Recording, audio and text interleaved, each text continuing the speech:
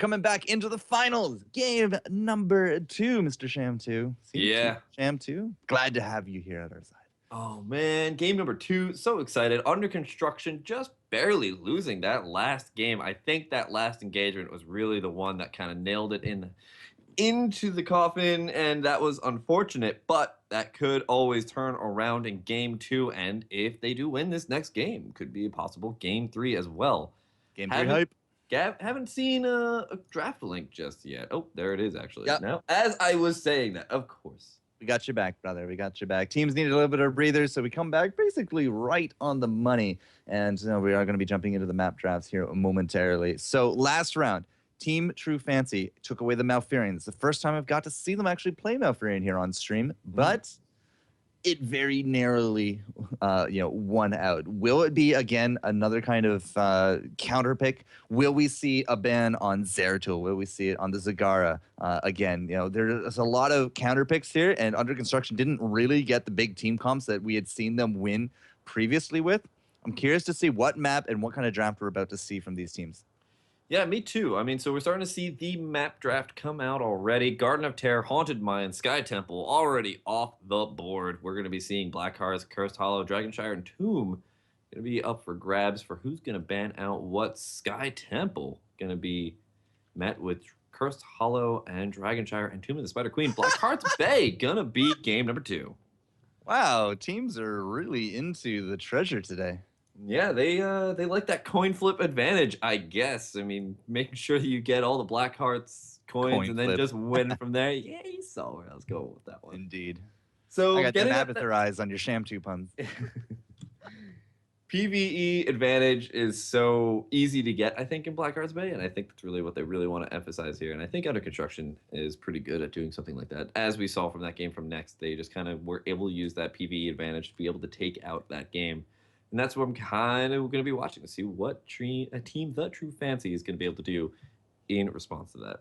Well, they don't got the first pick or the first ban this round. It will go to Under Construction, and they're really thinking about it. It's just like, what can we get rid of? I had to take any kind of guess. It's probably going to be an Illidan or a Jaina. Illidan is actually probably a really good pickup for them to get as their first pickup for that PvE. Jaina probably is going to go over True Fancy because they're not going to be able to get that Illidan, so... But the bans always, kind of can decide which way it's going to go. They might actually even ban out Zeratul. I was thinking about that as well, but it really comes down to the map. I don't think Zeratul really, excels at a Black Hearts Bay. It's just too much open area, not enough choke points for a Void Prison. You still could actually see the auto attacks, but Under Construction saying we don't want to deal with Vikings. So I guess they're also not interested in picking up the Vikings this round. Yeah, and that's going to be just a nice little, I think, victory, just to make sure that the enemy team isn't going to be able to pick them up. That probably means, though, that they have a first pick idea. And I think right now True Fancy's trying to decide what that first pick idea is. They're trying to block out whatever it is. Because they're blocking out Lost Vikings, which means that they've got a really good first pick. I'm guessing Zagara. Could be. Could very well be. Now, we also used 30 seconds of the pool time to figure out what that ban was. Yeah, we did. All right, here's the Illidan ban that I thought was actually going to go from Under Construction. First pick Zagara. You can do it. Under Construction. I believe you do. No, gotta go for the Jaina. Maybe a Jaina. All right. Still a strong pick, but they really were favoring Zagara, even to the point that TTTF actually banned it. So I was curious to see if they were just chomping at the bit, but they're not. Yeah, they're kind of going for some interesting picks up. But, I mean, again, it's Jaina.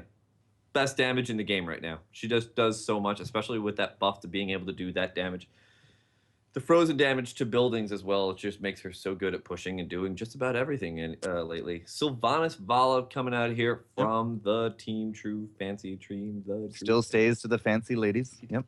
Yep, very fancy ladies. Now Diablo Tyrande. Well, at least Diablo. I'm assuming Tyrande right Probably a Tyrande coming up behind this just to make the Tyrande or Mal. It's going to be one of the two. They really want that combo, I think, to go into this. So they steal out the Diablo. They're probably going to do a little bit of roaming back and forth. We have seen teams pressure top and teams actually pressure out bottom. I believe it was Team True Fancy actually go for a top strategy, or at least last time we were on this map they did. They did. They went for the top gank at the level 1, but they didn't actually get anything out of it. So will this be a Tyrande? Will this actually be a Brightwing? I don't suspect until at least we see a melee. This is Gotta a keep little in the bit of a back of the curious mind. point. Yeah, I mean, we've seen Thrall today, we've seen Zeratul, we've seen Kerrigan, we've even seen Illidan even gets through some of those bans. They're really deciding. Oh, okay. Zagara, So all right. that's There's your Zagara. girl. There's your girl there. They're banking that there's not going to be a Tyrande or a Malfurion steal right here. Because they've set up their backline. Like, all they need now is that flex for the Diablo and their healer. And they have won repeatedly with this combo. It's up to TTF to deny it. They don't have to go for flex. I mean, we've seen a couple of teams don't go have for that to. I just single think they support. will. Yeah, I was just saying, like, I would go for the flex, but we're also NA. Yeah, we're also NA, so that's where I'm saying, it's possible. It's a possibility, All right. So TTTF, they don't have to worry about a warrior, at least not this round. This is a big chance to deny. But what will they deny? I would deny the Tyrande, pick up maybe a Brightwing, and go for Muradin last pick.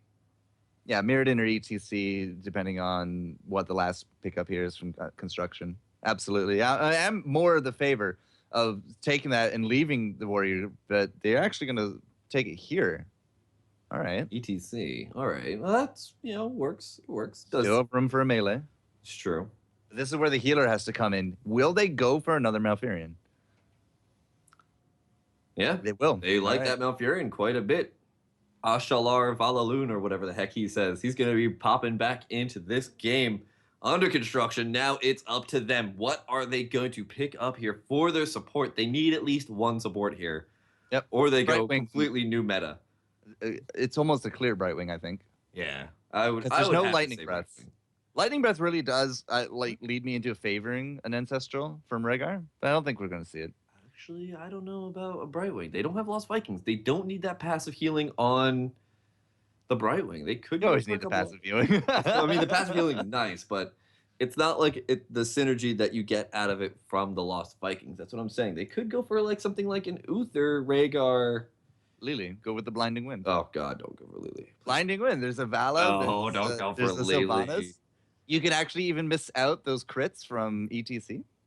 Yeah, so blind man. I mark my words. When Crusader comes out with that Zealous Shield glare, or blind builds. God, it's Zealous Glare is what I use on my Crusader, but that's the talented version. Blinding Light, I think it's called. Blinding Shield. I don't know. Blinding Shield. There's the flex. Glare Shield. There's a Tyrande. Yeah. Going to be picking this up with probably. They can round this out with Brightwing. Brightwing or Lily, I'd be happy with both. I would be happy with neither of them. I would like to see an Uther, but that's just me, and it's called Shield Glare. Shield Glare, right. Shield Glare, and I use Zealous Glare for mine, yeah. Which will probably be a talent name.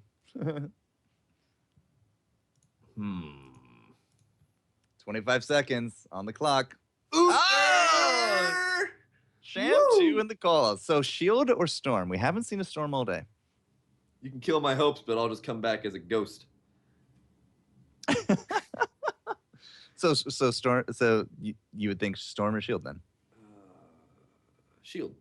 Okay. As always. Jaina. Last pickup here. Team Tomorrow Fancy. They need some kind of damage. Could still be a Thrall. Stop calling it Tomorrow Fancy. Whatever. They could easily go with that Zeratul again. Jaina, Tyrande, Zagara. None of them have innate escapes. Can't deal with them. And then there it is. Coming back in. Dark Mach. So scary. Well, let's see if we can find a lobby. Fantastic drafting going back and forth. Yeah, really nice drafting coming in for both these teams. Yet again, just the composition between the two of them is just sitting in a really nice spot. I like both their builds entirely. All right. Hello, friends. All right, yeah, you should be able to join on me for the lobby, and we are just moments away from getting game number 2 off the ground, ladies and gentlemen. Absolutely hyped to see more and more Blackheart's Bay play coming into this. I believe, who is it? Which of the Cloud9s actually has an undefeated record on Blackhearts? Probably Maelstrom. Probably Maelstrom. Don't get to see it a lot here on the side of the pond. Absolutely ecstatic to see it played out here in the finals, no less. I'm a little sad, though. I mean, Tomb of the Spider Queen is such an action-packed, small, fun map, but I barely ever see anybody play it. Yeah, I mean, it's just such a. I think it's still such a toss-up for how to play the map that most teams are just not comfortable with it. And it does feel a little bit snowbally. I think it's still in the same position that Sky Temple was, when Sky Temple first came out, and that's what I'm kind of scared about. Is just you don't really know how to play it perfectly, and all these teams kind of play it in a different way, and every single time you try a different way, it just doesn't seem to work out. I need you in here, bro. Oh, I thought I was in it. Nope. There we go. Got him. I just realized I was staring at the auto select guy for like 20 minutes. Yeah. I think I've been staring at Nova. I don't know why. Whoever's playing on this account before me, I guess, has the Nova thing. Either way. Yes. Blackheart's Bay. I would go with Tomb actually being a lot snowball because whoever wins team fights basically controls gems, right? Well, that's what we also said about Sky Temple, though. Yes, but no. Well, so that's what we figured out later on. Yes. And that's what I'm saying is that just right now, it's in what we thought was Sky Temple before. And I think it just takes a little bit of time for teams to feel a little bit more comfortable with it. Well, we're very comfortable here for Blackhearts, and as a pick, it does look like Under Construction has a really good comp set up for this. Will it be the Apocalypse and that Wombo from the Devouring? Are we finally going to see it successfully executed? Well, if we are, it is good chances that the team True Fancy will actually have a run for their money here in game number 2. But I also think I got the team names wrong. Oh, no. I think Kevin. It was True Fancy up on the blue side. I am correct. Okay, cool. Great. I am not wrong whatsoever. Congratulations, Jester. You're a streamer. Either way, on the left, as we said, the True Team Fancy. Davies, Blumby, Crosby, Dark Mock, and the AFK Tongjae. And over here on the right-hand side, in the red, it is Fish playing Lurkablo yet again. Oh, I am so happy. Backstack playing Tyrande. We've got Zrock playing Jaina. Marzo on the Uther down in the bot lane. It is Kreku on Zagaro, and that Zagara, rounding out this red team. That is Team Under Construction. Zagara. Zagara. Oh, if only Saw Jake was watching, he'd be so happy. He called her Zagara once. And what was it, like Other? Yeah, Other. Other Zagara. Oh, Jake. You funny man. All right, trying to push out that bottom lane. As I said, we do see differences in... Wow, we have a huge gank coming into the bottom lane. But yeah, it really does come down to preference. What lane do you pressure early? And Under Construction saying he ain't pressuring this one. Yeah, I mean, they saw that opportunity. They saw the Malfurion was really, really low, and that's exactly what they wanted to go for initially, but the Malfurion just inched a little bit too far away for that Shadow Charge to block them out. There's a really nice Hunter's Mark as well as Lunar Flare. Not going to actually land, though. Kreku now just going to be able to give them a little bit of room here to get this chest. Meanwhile, in the top lane, looks like they're also possibly picking up at least 2 of the coins up there as well, so they're sitting pretty nice. Yeah, 3 coins to Blumbly, 2 for Marcel on that invade. We do got now the turn in here for dunking down the 5. A little bit of Merc and a first turn in could actually be very much in order here from the side of Under Construction, but it's still the 3-man into the bottom. You usually don't see that kind of pressure. It's usually between top and mid because you can just kind of ping pong back and forth, get some of those kills. But here comes again those counter roams, and well, Fish just not quite able to get those Shadow Charges off yet, but still, the counter pressure is strong. Yeah, and that's exactly what you need to do. You need to have that Zagara in the lane to deal with that Sylvanas, because if you let Sylvanas just sit there by herself, you're against anybody. I mean, if you put a Diablo there, it's just going to be like forfeiting the fort. You're just getting that lane. So, but having the Zagara there, it's really difficult for that Sylvanas to actually get in there, poke, and do as much damage as you possibly can, and you get the free harass of the Hydras as well. Crosby now moving on up in the top lane, noticing that going against that Zagara is just not going to work out. They're going to try and press their advantage somewhere else. Yep, that's a good rotation. It really is. Fish and Backstack looking for this kind of gank, but they're not really going to find a big target on top of Blumby, although Fish thinks he can go for it. He's going to dunk. There's the one, and of course the escape. But it's going to be that top lane. Wow, Malfurion is going to be the one to pay for that one. Yeah, that's going to be a really nice pickup there for them. They just get that support, and of course, when you only have that one support, it really kind of negates the amount of map pressure you can put out because you're just scared of being able to sustain everything all the time. sitting in a really nice experience advantage because of that. I mean, they've got that nice little 4, and they're just about to hit 5. It's not a massive advantage, but it's enough. It is enough, yeah. And Crosby's going to take 1 and 2. A little bit of return fire, but Blumby. Bambi, the battle cow. Yeah. If there's a Bambi out on the map, we got to figure out who the hunter of Bambi is going to be, and I think it's probably going to be Zagara. Oh, it's Mercablo, the terror of the deep. Man, that was a spin on the Disney movie I didn't expect. Nobody expects the Mercablo. Hunter gets replaced by a giant Lurkablo. That would be great. That'd be a great Disney movie. I'd watch it. Anyway, we've got a really nice rotation coming in here. Both these teams putting about 4 people up in the mid and top lane. So there could be potentially a huge gank coming in here. Oh, just at the last second, Fish isn't going to be able to pick that up. But he is going to be able to pick up the gold that the Pirates drop. Yes, that is true. And still, though, Darkmark's going to come back into there. We throw Crosby over the shoulder into the edge, but that Banshee's teleport is just enough to get him out of that. And we do got now some chests going back and forth. Kreku, however, bottom lane thinks a little bit too much of himself, I suppose, because Blumby goes right through and they tear apart that chest. All 5, however, are going to go up to the under construction. So whoever can dunk down first, I think, might be able to solidify their cannons. But I only got, we got 12 to 11. There's only 8 coins over here. Okay, now it's actually, now they got 12. Oh, it doesn't look like they're going to be able to turn in because Darkmont keeps getting interrupted, but I guess they're not going to follow that up with any more interruptions, and that's going to be first turn in. No turret damage or any type of damage on the mid lane, so it's going to leave that fort hurt, but not dead.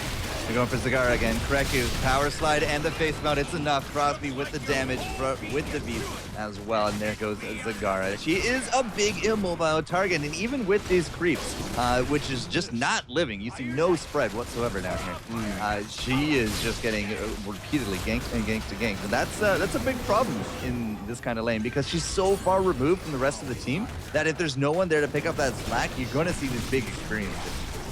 And a really nice rotation coming down here from her as well. And you're mentioning that she didn't pick up the creep talents. She didn't, she had a little bit of creep, but she didn't pick up the level 7 talent, which I find to be a little bit interesting. It seems to be the favor to go for, but she did go for rapid incubation, give her a little bit more sustain in lane. But without the massive amount of creep spread, it's a very, very interesting decision. Marcel now trying to disengage from the rest of the team. True Fancy. Oh, is he going to be able to do it? No, just at the last second, he's going to go down here to Darkmoth's Unrelenting Assault. Not a Shadow Assault, just on an Unrelenting. Unrelenting Assault, yes. Not a Shadow Assault yet. You do see a very similar build from him this round, though. With that Vorpal Blade, he has the searing attacks as well as the auto attack functionality coming out from Sylvanas. So not only will she be able to push down the buildings, but as well with that Envenom and the follow through, you can really do some big machine gun kind of fire with those Qs. Q auto, Q auto, Q auto, 25% every time. Yeah, 25%. It adds up, man. It gives her a little bit more of a bursty type of build coming out of her, and that's what's really nice about the entirety of the build. And that's what I always go for as well. We can see a mule was actually picked up there by Tyrande, healing that middle fort back up. So they got that first turn in, but guess what? That fort's almost back up to full. It's going to be up to full as soon as that mule's done doing its work. And, it's definitely back under construction, getting back under repaired, and that's going to be really nice for them. The under construction joke with... Yeah, those puns are not going to go away anytime Love soon. it. All right, Stage Dive is going to be the secure for our ETC, so we're going to be looking for him to split as much as he can, which you can already see he's doing. We do got the Void Prison once more, and it is going to be the Trank, Wailing Arrow, and not entirely too sure, Vala. All right, there it is, the Rain of Vengeance. Yeah, the Rain of Vengeance, they've been doing some pretty good work with that. Oh, a really nice one on Diviz. Can they actually follow it up? Kreku, though, taking a whole bunch of damage. It might feel good to go down on him to keep him alive. There's the Stage Dive coming back in of Lummy, but so much damage going absolutely everywhere. Kreku now in the back line, gonna get eliminated. And only 3 members here for Under Construction are gonna stay alive, and that is gonna signal to Team True Fancy that they're gonna be able to pick up a nice little boss. 7-minute boss will probably not take out a fort, I want to say, but we do got 11 coins now in the bank here as well from the True Team Fancy. So with, I believe you get coins from a boss. I want to say you get coins from a boss. You get So 2 coins from that'll a be boss. enough to dunk down. Not only will they have to defend boss, but the follow-up cannon barrage should actually be enough to take it down. Yeah, they've already got the mule already out here trying to defend this off, and they said, you know what? We'd rather go for the fight at the at the tournament than try and fend off this boss and lose both. So they're gonna back up here. They're gonna actually run into a little bit of a situation as Monster takes a lot of damage. Dark Maul gonna go. Dark Mach gonna go right on in here. He's not Darth Maul. He's Dark Mach. That's the close one. He's almost Darth Maul. I mean, he's like he's a sinister guy with a whole bunch of blades and very close to it, but not Darth Maul entirely. Grave Golem still pushing down that top lane. It is going to take out that fortress. There's no way for that to really kind of fend that off. They can't throw down more mules on it.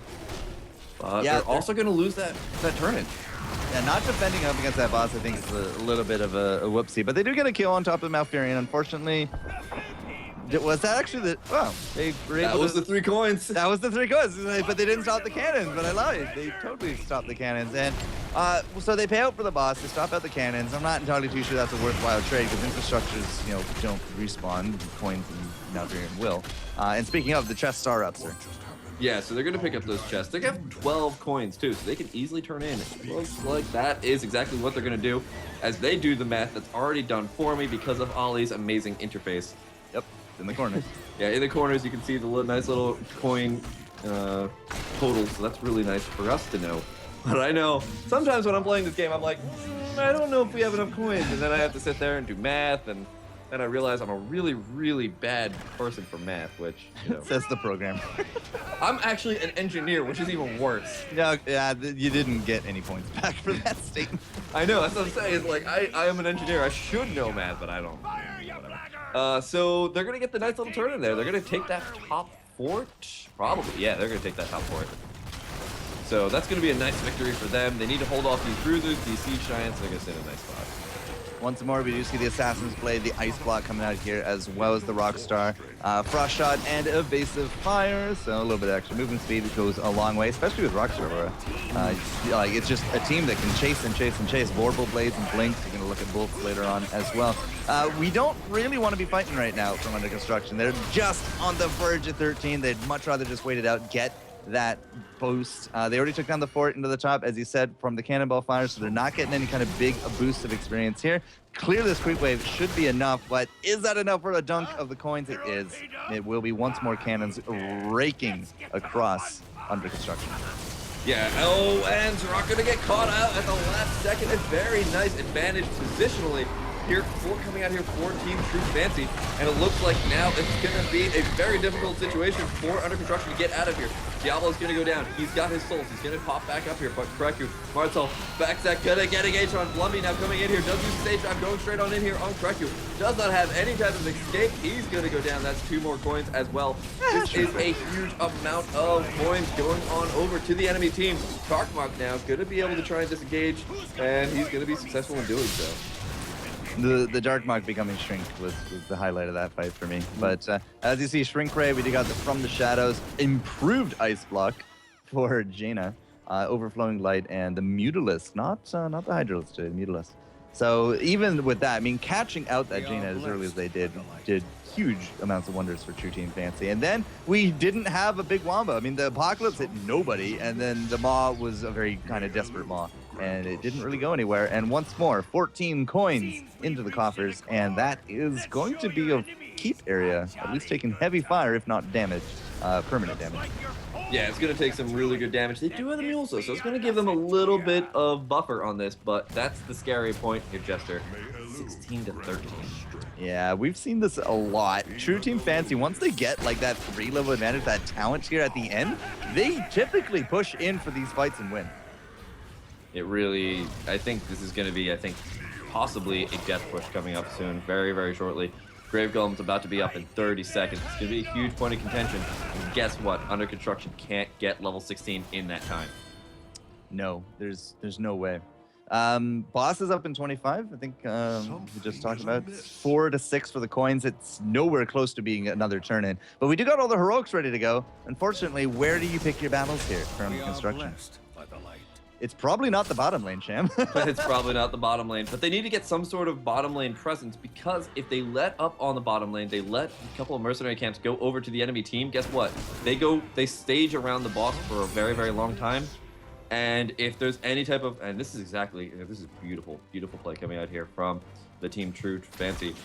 They pick up these giants, right? These giants now are a pressure on the bot lane that Under Construction can't deal with. But Under Construction has to constantly be sitting around the top lane. So now there's just going to be constant pressure on the bot lane. It's going to be doing damage, but they can't leave the top area, because if they do, they're going to give up a boss. And actually, here comes a huge engagement here from Blumby going in on Marcel. Marcel does have to use his Divine Shield to get out of here. But the stage dive re-engage here by Blumby. The Apocalypse only hit 2 people, and he's going to go down really quickly. Blumby rotates back out of the fight. Now Brock taking heavy hits, going to have to back up here. Brock going back in, trying to do as much damage as possible, but no escape. Very, very, very cautiously has to back up here and not get caught, and that's exactly what they do. They lose one person, though. Water Elemental is just being relentless on top of Lumby. But yeah, I mean, it just came down to the kill on top of Diablo, and he didn't have the souls to kind of fight back from there. Remember, we are down an entire town here. What a sidestep. Darkmock, God, he's going to get out of that one. And now here comes the follow-up, the roots into the big burst, although the burst didn't really seem to hit the mark that it needed to. Regardless, there's still no death for the True Team Fancy, and they have 12 coins ready to go for that bank, and here comes 5 more. Yeah, they've got now 17 coins. That's another turn in, and still no level 16 coming out of here from Under Construction. That's going to be the huge point here. Still a talent tier down. That's a double blood for blood. And as I was saying before, those Siege Giants still doing work there. Looks like they're going to try and get Tunge, but a really nice ice block. Going to keep him alive for a couple more seconds. They're going to let that go. They're going to let that be forfeit. But guess what? There's not a turn in here for Under Construction. They get a minor victory. They get a little bit of map presence. But still, this bottom lane still pushing in, still doing damage. 12 coins are on top of Darkmock. He's a big target right now, and had these blinks, you know, any mistiming on top of Darkmock would have been, you know, just an utter fail right there, because 12 coins go over to the opponents would have been huge. That would have been enough to complete those turn-ins. But instead, you know, we have 22 coins ready to go. We are still doing a lot of posturing in and around the top to mid area. We're looking, I think, for this kill on top of Zrock, and Zrock has no idea what's about to hit him. Yeah, Zrock walked into the middle of an entire enemy team by his lonesome. Has to use the improved ice block. Oh, they might actually Dark pick is up already Dark playing. though. That's 12 coins. Oh, all right. Improved ice block becoming the MVP out of that one, and level 16 on it as well. We got the vulnerability. We got the benediction. Here comes the imposing presence, likely the shooting star, and brood expansion for the double mutas. Go for boss. Just go for boss. Huge, nice victory for them. They're only going to be able to take out this bottom fort though with that. They need to make a huge play. They got the level 16. It evens up this game. They need to start doing something with this. Go for boss. That's my big recommendation right now. And you can see a few of the arrows. They're going to be heading up that way. Blumby does have control of the watchtower. We're not level 20. We're even nowhere close to level 20. But you got to get up there if you want to try to capitalize on this 4v5 advantage. I mean, there's no Void Prison. He has to walk all the way back here. Blumby's by himself. It's a big opportunity to push out, and instead it only looks like, you know, they took out the bottom with the cannons, and now they got some minor pressure building up there. I'm not too sure. Yeah, I'm not too sure it was the best use of time. Yeah, they waited way too long to start doing something, and I don't know if they can go for it now, and if they start to even posture around it, that's going to be a massive loss for them. The soaking here is going to be the issue. And, you know, they've got the ECC already down in the bot lane. He just went back. He's like, you know what? Whatever happens, I can just stage dive right back in here. Yep. It doesn't really matter. They're still doing it. I don't really understand this logic here. Well, they see Blumby bottom. It's like, all right, well, he's not there, which is a little bit of a trick of the mind because he has stage dive. They see Darkmock because of the watchtower, and everybody else is going to take the long way. How fast can they DPS this boss down? Not near fast enough, Sham Team. Yeah, and I mean, it looks like Blumby doesn't even have to use his stage dive. He's doing for it anyway. Is it going to be a bait though? Oh my god, Blumby getting pretty eliminated pretty quickly. They use a really nice Divine Shield on Kreku. They're trying to keep everything alive. Fish taking heavy hits. Looks like he's going to go down here. Now Marcel has to stay alive, but he's going to go down, and a really nice Wombo combo of the Rain of Vengeance, of everything else. Crosby completely goes through, and there is a chat. The god. If Blumby had dropped I'm not even sure that would have mattered in that team fight. Like, Lumpy going in and getting basically just eliminated as quickly as he did, even if he had gone down, he wasn't really a part of the big reason that we just had a 5-man wipe and level 20 go the way of True Team Fancy. It was all about just everything else. The Diablo wombo, not there. The Devouring mod didn't really hit anybody too big, and apparently Diablo is even going to die off to the side of the screen. Like, that was just flawless. I gotta say, True Team Fancy really impressed me with that. That was a really, really scary moment for Under Construction to be waiting around that boss, and True Team Fancy took a beautiful victory out of that. That was well deserved there. They knew that they could take that fight, and they took it perfect. Well, here comes the rest of the pressure. Now that you got a boss, you also have to defend against the Bruisers. Are we actually going to go try to chase the Dark Maw? Because that is almost like suicide, it seems. You're level 18 compared to 20. They're about to get another dunk with those coins. They have to know that by now. And boss and Bruiser, it's just, you basically confined to base for the rest of this game.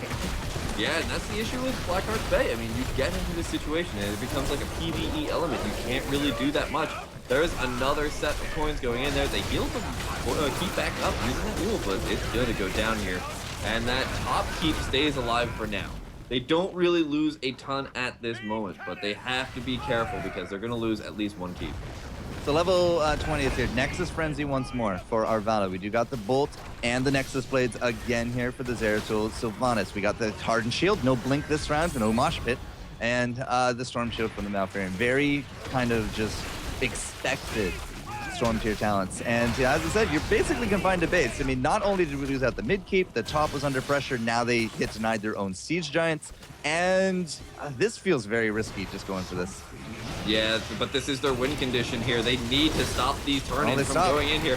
Fish taking a lot of damage. Maw hitting absolutely nothing. Void Prison goes down. 3 people get caught in it. Backsec is by himself, getting completely solo by Darkmock. Gonna go down here. Marcel now trying to do something, but it's not gonna work out. Level 20 still hasn't been grabbed here. Marcel gonna go down here. Fish trying to stay alive, but the Diablo Lord of Terror is not the target. It's on Kreku, and he has no escape. Gonna go down as well. It's 3 people, 4 people down. Stage dive coming down in here on Fish. Not gonna let him get out of here, and he's gonna go down as well. 5-man wipe. It is game over here for Under Construction. Seems like they just didn't have enough to bulldoze their team, and Team True Fancy gonna take it.